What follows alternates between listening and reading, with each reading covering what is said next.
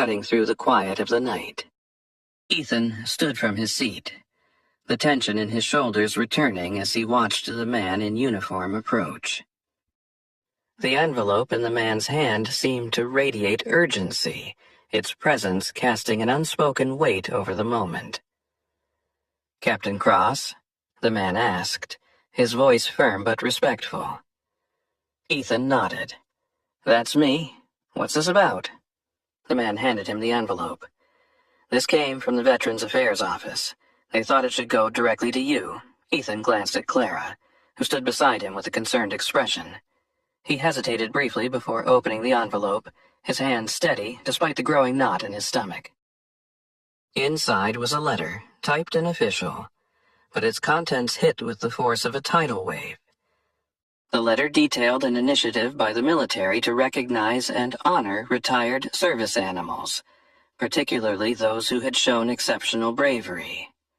Valor's name was at the top of the list, nominated for a prestigious award recognizing his service and the lives he had saved. But the honor came with a request. They wanted Ethan and Valor to participate in a national ceremony, a public event that would highlight their story. It wasn't just about recognition. It was about inspiring others, bringing attention to the bond between humans and service animals. Ethan folded the letter and exhaled deeply, his gaze drifting toward the barn where Valor rested. "They want us to go back into the spotlight," he said quietly. Clara placed a hand on his arm. "How do you feel about that?" Ethan shrugged, a mixture of pride and uncertainty clouding his expression. "I don't know. Valor's come so far, but what if it's too much for him?" The next morning, Ethan brought the letter to Paul and Clara, seeking their input. Paul was enthusiastic, seeing the opportunity as a chance to showcase the ranch's work. "This could bring attention to what we do here," he said, "and it's an honor Valor deserves." Clara, however, was more cautious. "It's a beautiful idea," she said, "but it's not just about what the world wants. It's about what's best for Valor. You know him better than anyone, Ethan." Ethan nodded, the weight of the decision pressing down on him. He spent the day with Valor, brushing his coat and walking him through the paddock. The horse was calm and responsive, a far cry from the withdrawn and frightened animal he had first encountered. As he led Valor to the edge of the paddock, he spoke softly. "What do you think, boy? Are you ready for something like this?" Valor nudged Ethan's shoulder gently, his ears flicking forward.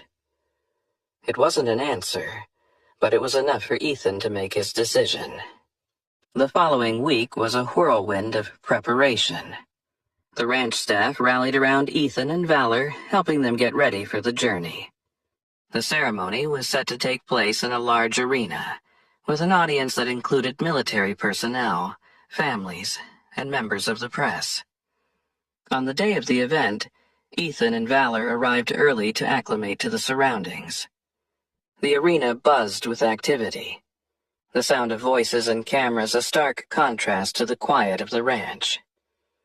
Valor was uneasy at first, his head turning toward every unfamiliar noise, but Ethan stayed by his side, speaking in a steady voice. "You're not alone," he said, his hand resting on Valor's neck. "We've got this." As the ceremony began, the announcer recounted Valor's service, his bravery under fire, and the lives he had saved. The audience listened in rapt silence, their eyes fixed on the stage where Ethan stood with Valor at his side. When it was their turn to step forward, Ethan guided Valor to the center of the stage. The lights were bright, and the applause was deafening, but Valor stood tall, his posture calm and composed. Ethan placed a hand on his neck, leaning close to whisper, "You're still my hero." The crowd rose to their feet, their cheers filling the arena as Valor received his award.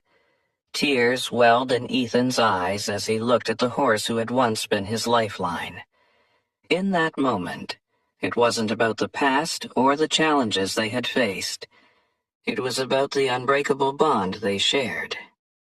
As the ceremony ended and Ethan led Valor off the stage, a reporter approached with a proposition that could bring their story to an even larger audience. But was it a step too far, or the next chapter in their journey? As the applause faded and the crowd dispersed, Ethan guided Valor to a quieter corner of the arena, away from the flashing cameras and bustling reporters. The ceremony had been an emotional whirlwind, but Valor stood calm. His body relaxed as if he understood the significance of the moment. Ethan rested a hand on his horse's neck, his heart still swelling with pride. A voice broke through his thoughts. "Captain Cross?" Ethan turned to see a young woman approaching, a microphone in hand and a cameraman trailing behind her. She smiled warmly, her expression a mix of professionalism and admiration. "I'm Rachel Myers with Equestrian Today. May I speak with you?" Ethan hesitated, glancing at Valor. "What's this about?" Rachel gestured toward the horse. "His story, your story. It's captivated so many people already, but I think it could go even further.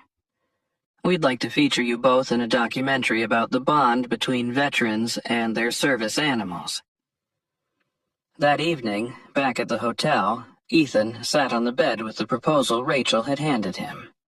The idea of sharing Valor's story on such a large scale was both exciting and daunting. He thought back to the therapy session at the ranch, to the veterans who had found hope in Valor's presence. Maybe this documentary could do the same for countless others, but as much as he wanted to say yes, a part of him worried about the toll it might take on Valor. The horse had already endured so much. Was it fair to ask him to do more? The next morning, Ethan and Clara stood outside the hotel, preparing to load Valor into the trailer for the journey home. "What do you think about the documentary idea?" Clara asked, her tone cautious. Ethan shrugged, glancing at Valor, who was grazing nearby. "I think it could help a lot of people," he admitted, "but I don't want to push him too far." Clara nodded. "Then let's see how he feels. He's already shown us he's stronger than we thought." Over the next few weeks, life at the ranch settled into a familiar rhythm. Ethan continued to work with Valor, their bond growing stronger with each passing day. The ranch staff noticed the change in both of them. Ethan seemed lighter, more at peace, and Valor carried himself with a quiet confidence that hadn't been there before. The decision about the documentary loomed in the background, but Ethan focused on the present, letting Valor guide the way. One sunny afternoon, as Ethan brushed Valor in the paddock, a car pulled up to the ranch. Rachel stepped out, carrying a small camera and a notebook. "I thought I'd stop by," she said, smiling, "just to see how you two are doing." Ethan raised an eyebrow, but didn't protest. Rachel watched from the fence as Ethan continued grooming Valor, her eyes scanning the horse's relaxed demeanor. "He looks incredible," she said softly. "You've done an amazing job." Ethan chuckled, patting Valor's flank. "He's done the hard part. I just showed up."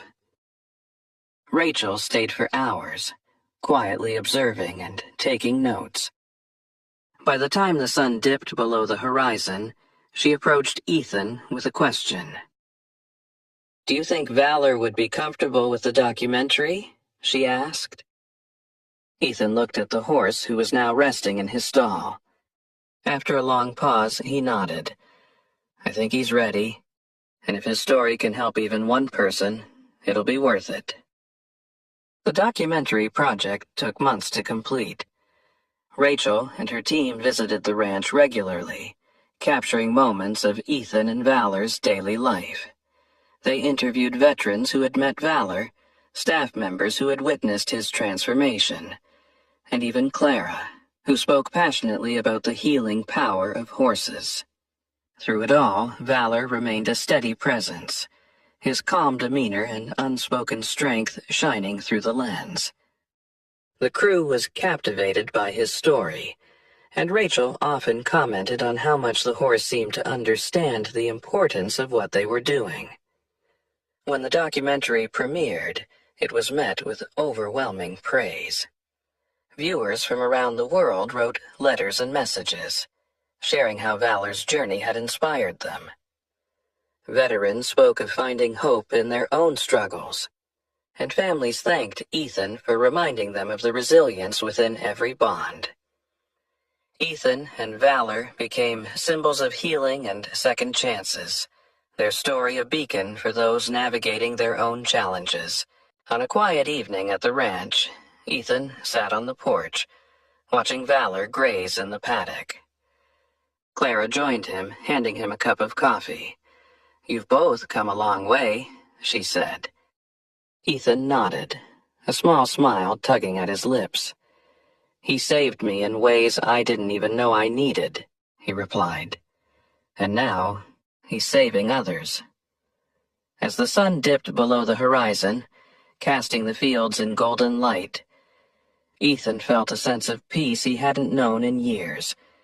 Valor lifted his head, his ears flicking toward Ethan as if to say, "We did it together." If this story of resilience and unbreakable bonds touched your heart, don't forget to like, subscribe, and share it with others. Let's spread hope and the power of second chances to everyone who needs it.